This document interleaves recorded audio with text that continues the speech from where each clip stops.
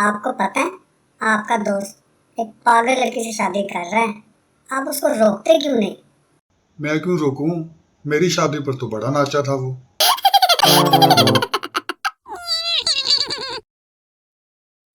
एक बात बताएं, हमारे घर के साथ जो घर है वहाँ जो लड़की रहती है वो हर 2 महीने बाद अपने शौहर के साथ बाहर सैर करने जाती है।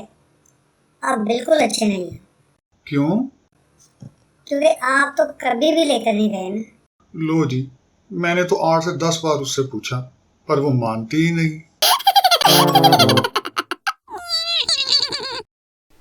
अगर आपको हमारी वीडियो पसंद आई है तो हमारे चैनल को सब्सक्राइब लाजमी करें और मज़ीद वीडियो देखने के लिए बेल पर लाजमी क्लिक करें ताकि हमारी वीडियो सबसे पहले पहुंच सके आप तक।